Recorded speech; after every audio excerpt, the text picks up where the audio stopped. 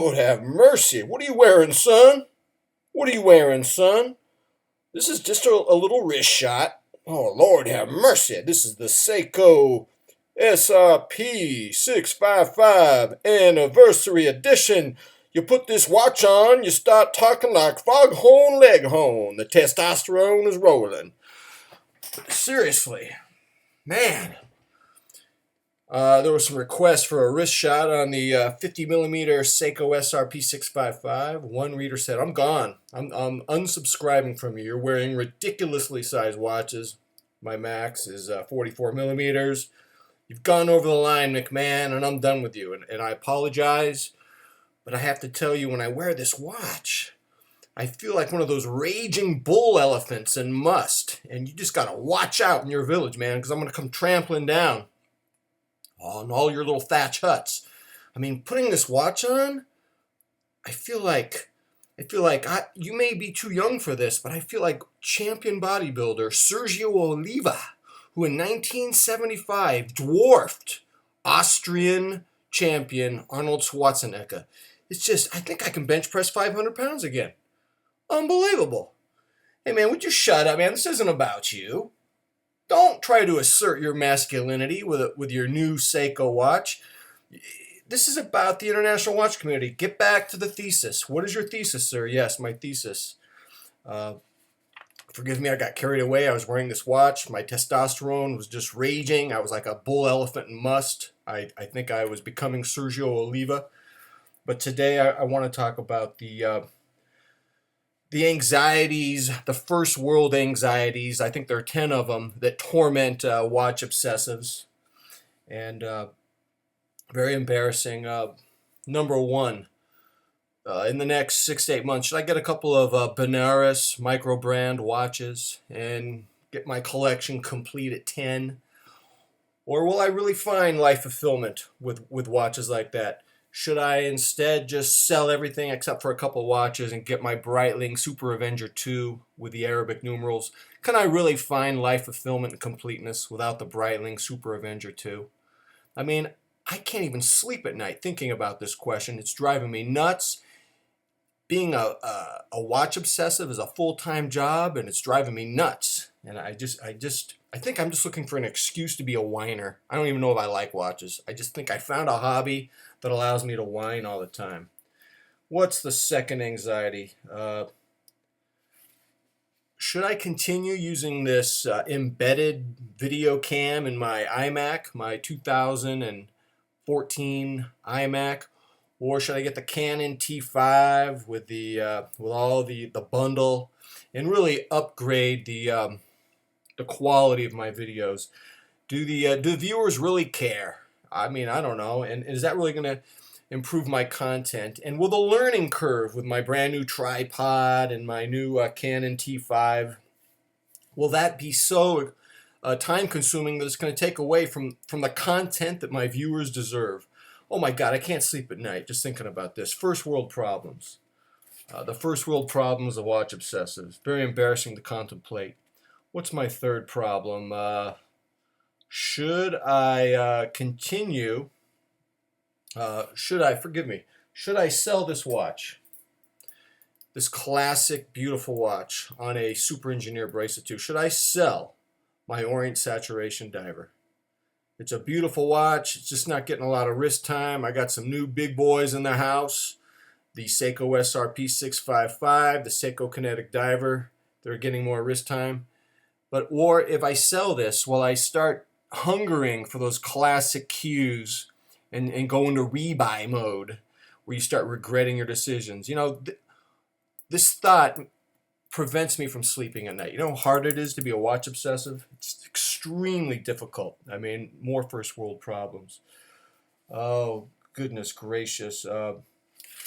This channel, what a first world problem. What should I do with this channel? Should I just focus on watches, or should I broaden my interest range? I mean, because what I was really thinking about was focusing on the existential dilemmas that middle class suburban men have as they reach middle age and they try to maintain their relevance.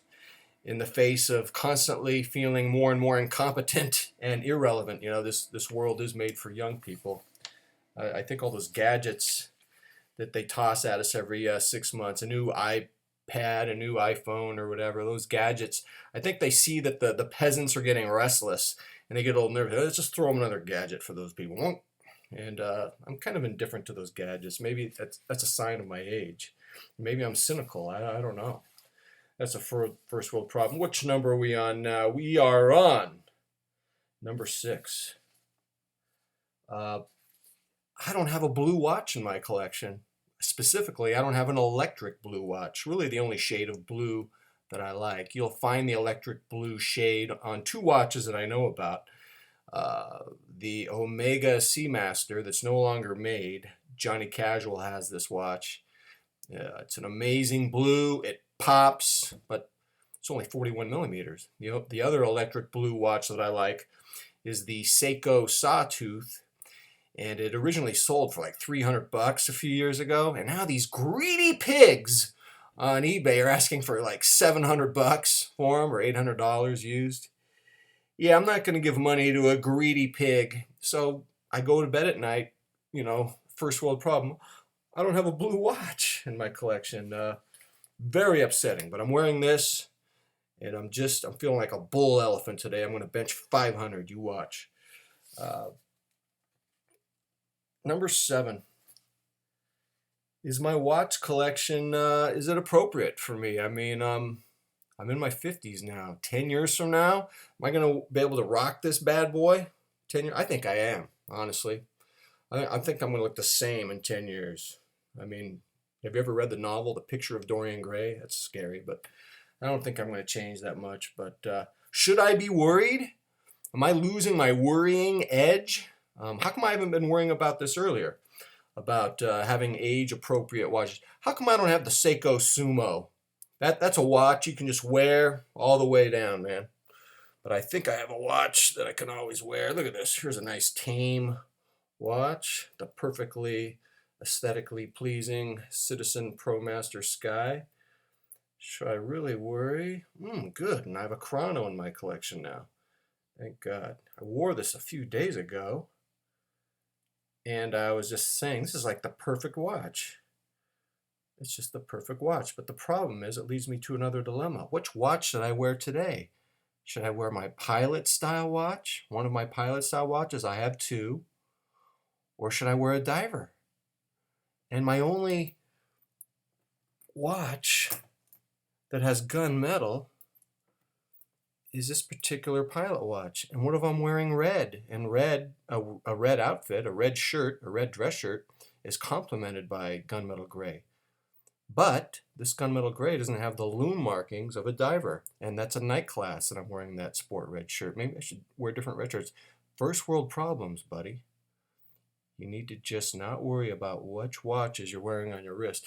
You know, I was going to do this video kind of with a lot of energy, but I'll tell you what, man, I did a kettlebell workout and took a shower. I'm feeling a little post kettlebell mellow right now. I'm not going to lie to you. I'm feeling a little bit of post kettlebell mellow workout. So much for the raging testosterone from the SRP655.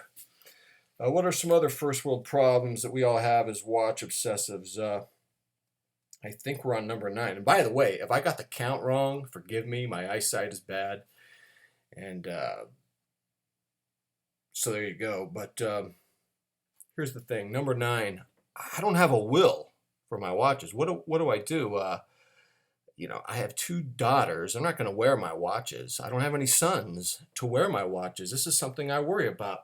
What are my daughters going to do to honor their great father? I think what they're going to have to do in honor of me is they're going to have to open up a watch museum and feature the amazing watches that affirm the great taste that their father had with watches. And I'm concerned that they're not going to have proper security. And I can't sleep at night thinking about that. And that's pathetic because I'm going to be dead. Why am I worried about watches are going to be stolen after I die? That is pathetic. Speaking of death, number 10. What watch am I going to wear on my deathbed? Am I going to wear a Breitling or a Rolex or a Tag? And should I wear a chrono? And am I going to look at the watch dial? Will that be the final thing I see before I take my final breath? Geez, maybe that's number 9, because here's number 10. When I die, is God going to let me wear a watch? And if he does he let me choose? And if I get to choose, do I get to choose any watch I want? Since, hypothetically, let's just say that I made it to heaven. Do I get to choose, or does God choose? And what if I don't like his choice? The other thing, isn't heaven like a place that's eternal? And doesn't eternity by definition mean there's no time? And if there's no time, then doesn't that make a watch irrelevant? And if I can't wear a watch, am I really in heaven or am I in hell? I tell you, man, being a watch obsessive is a full-time job, and I'm getting sick of it. I think I quit. And until next time, I'm out of here.